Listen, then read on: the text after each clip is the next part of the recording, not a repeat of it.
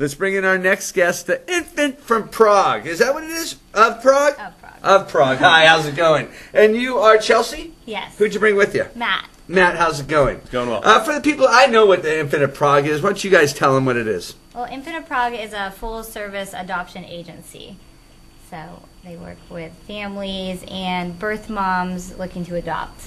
Okay. Yeah. So what it really is that it's for mothers who are going to give up their children for adoption, but you guys kind of place them together before? Yes, we don't like to say give up. We like to say place the child for adoption. And we actually don't work there. We're ambassadors, and we were both adopted from Infant of Prague, and so we're kind of trying to start a group of young people educating others on adoption. Okay. On educating them on what exactly? Educating them on not how to get pregnant young, or what to do in case it happens. What is it? What's the education? So our main focus as Infant of Prague ambassadors is to connect with other adoptees, other people who have been adopted or in some way are affected by adoption, to support one another, and also to educate, and kind of go with what you were just asking. With the education piece, it's talking about the resources that are available, opening up the conversation, making it something that is easily talked about and shared with others. And there's a lot of really great stories that are out there, and that's our purpose, is to find those stories to share with others and to support those that are involved. The Infant from Prague. Okay, so you're of Prague.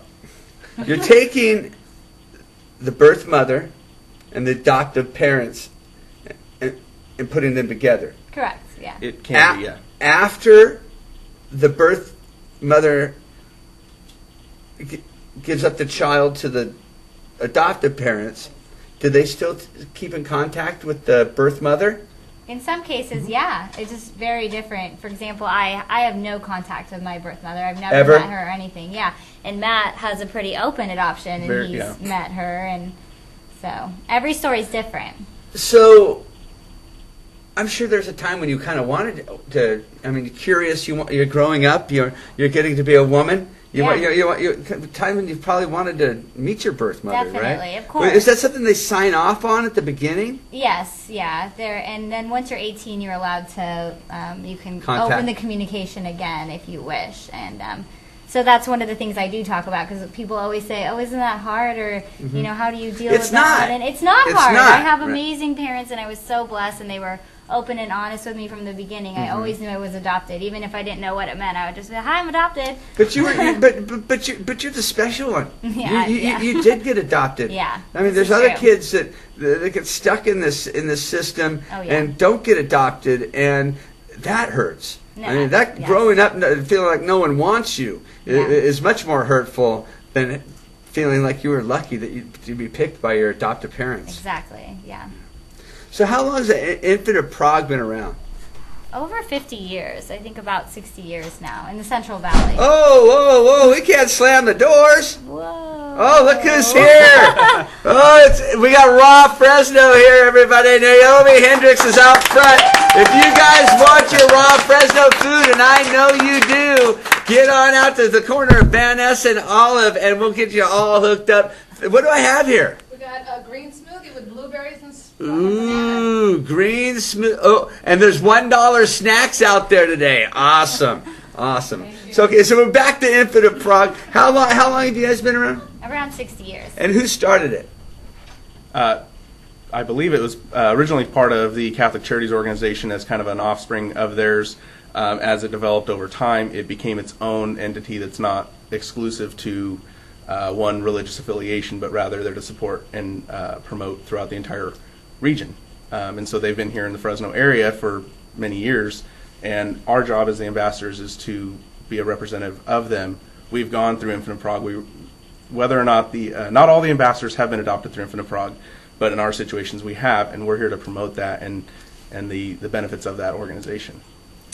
So today you're here just to educate people on Infant of Prague, or is there an event coming up? Or? Well, we, as the ambassadors, we're trying to grow our group. We have about 20 of us right now, and we're all like young professionals, And we just really want to be involved in the community, and we'd love to do speaking engagements or anything really to, just educate people on this subject and maybe connect with somebody who's struggling with it and doesn't know how to work through the issues of their adoption.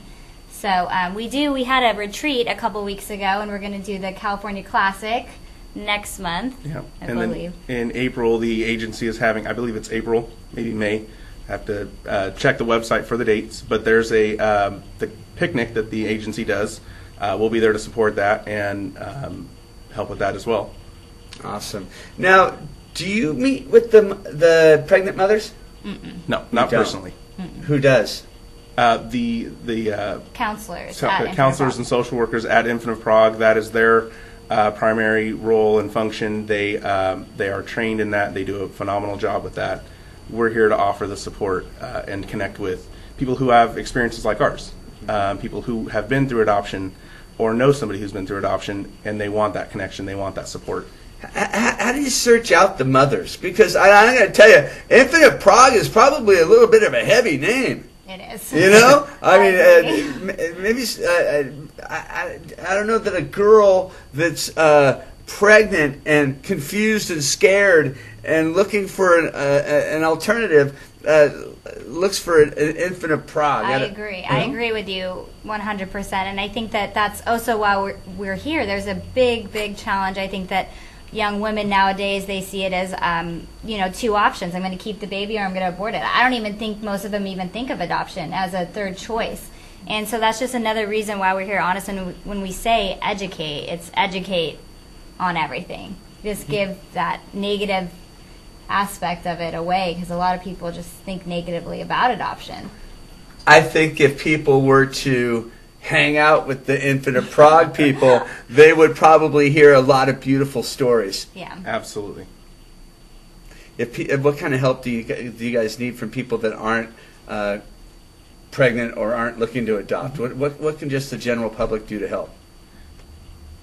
There's the Infinite Prague is always looking for volunteer or fundraising efforts and opportunities.